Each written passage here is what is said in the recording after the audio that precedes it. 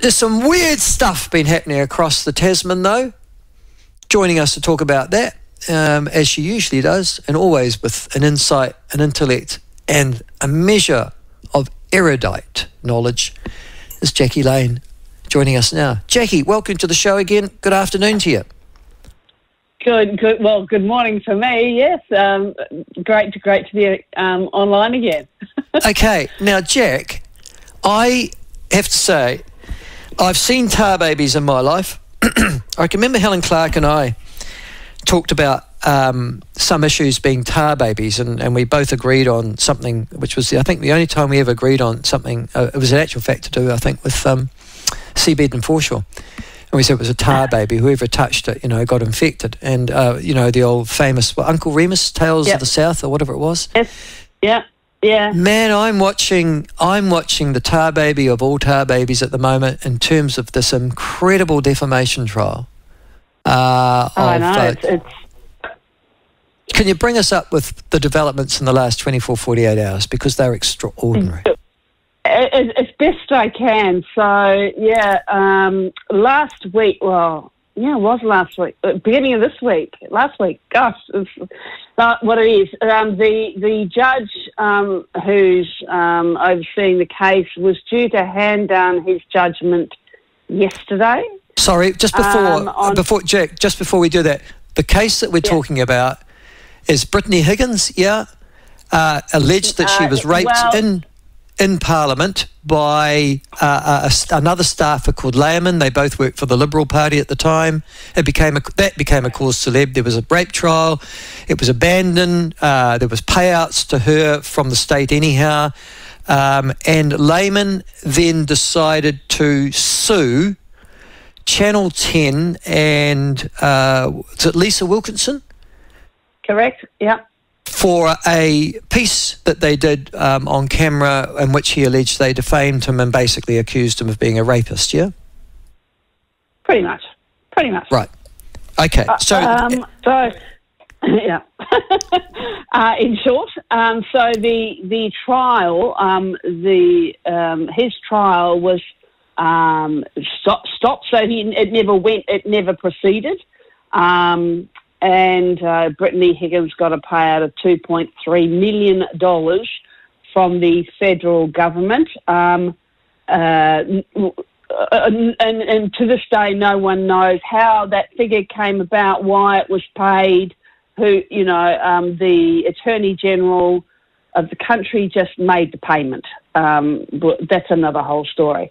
Bruce Lehrmann then subsequently launched a defamation case against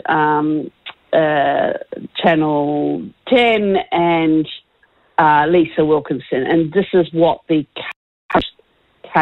current court proceedings are about. So the judge was due, judge was due to hand down his ruling on the defamation yesterday, and on last Friday, I think, Channel 10 petitioned to admit new evidence.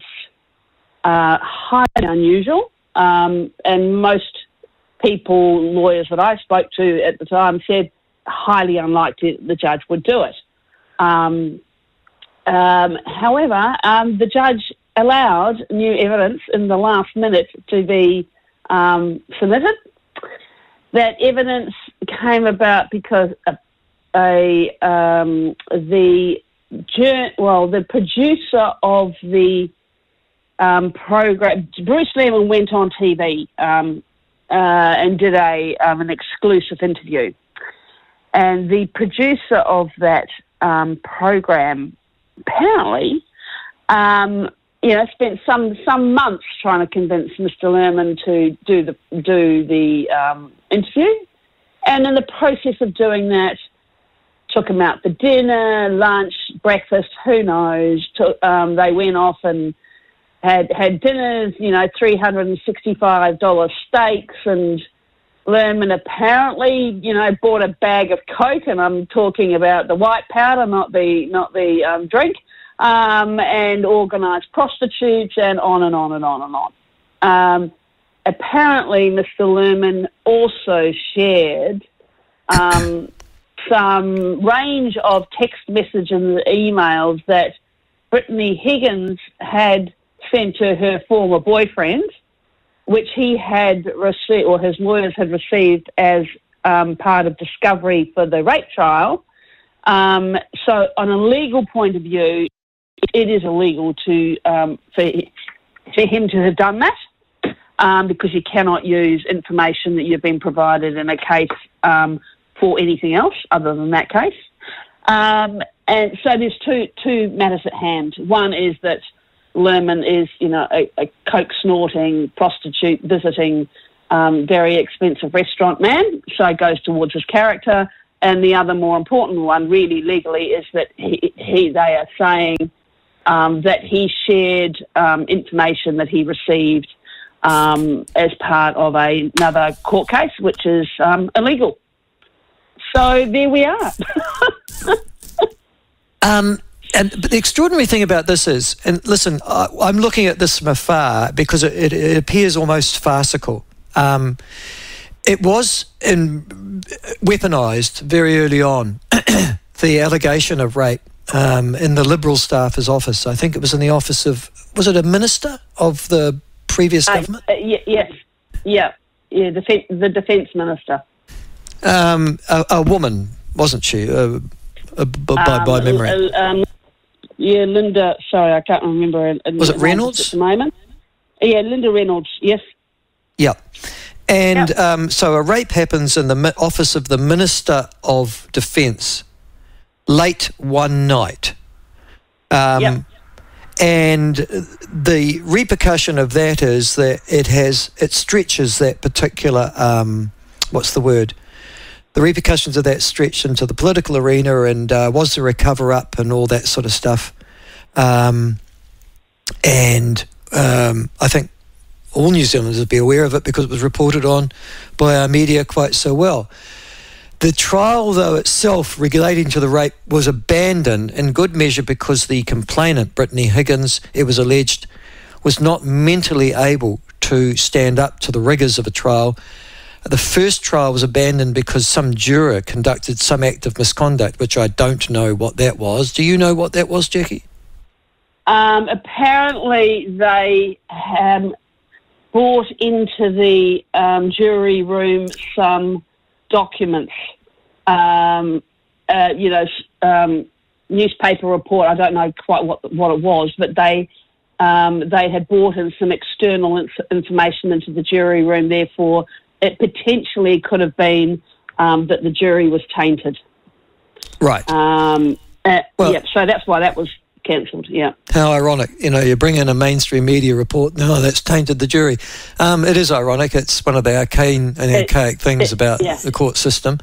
Anyhow, okay, it's abandoned. She goes, takes a payout, heads off with the boyfriend to live in France, somewhere in France, in a relatively comfortable lifestyle, and has been brought back to New Zealand, to Australia, in part to give testimony on this defamation case. Can I say, I look at both Brittany Higgins and this guy, Bruce Lehrmann, and I've got to be honest with you, neither of them are attractive personalities, are they? I'm struggling for sympathy on either quarter. Yeah, it's a tough one, Can anyone judge anyone by the way they look? I don't know, or behave? I don't know. We all do. The current judge has actually said, because he has made some comments, that neither of them are necessarily, credible.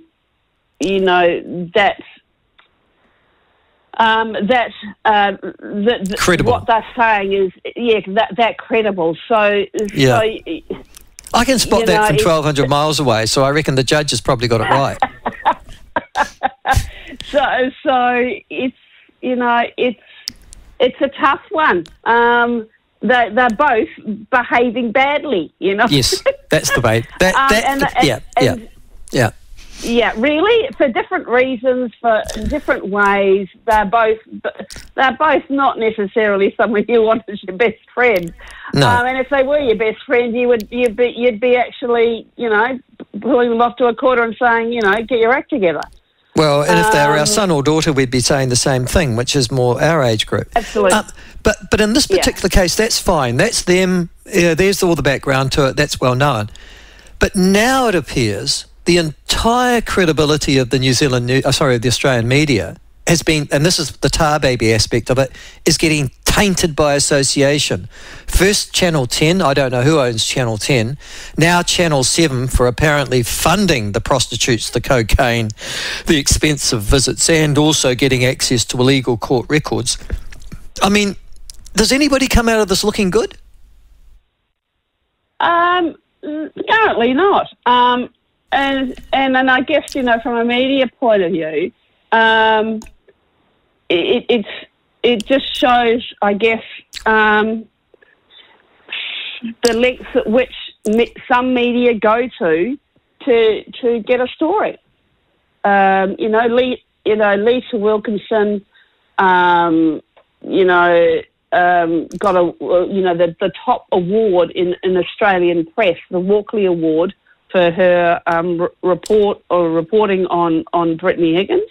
But it turns out, that her husband Peter Fitzsimons did a deal with a publisher, apparently for $350,000. Who knows? I mean, it's all a bit grubby.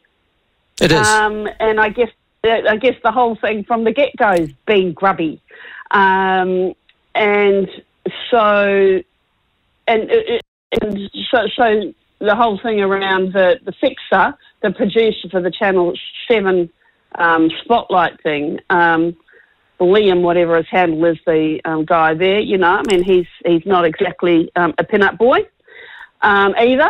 And so is anybody surprised that maybe, the producer went off and partied and did drugs and had sex and all the rest of it, all paid for, by the way?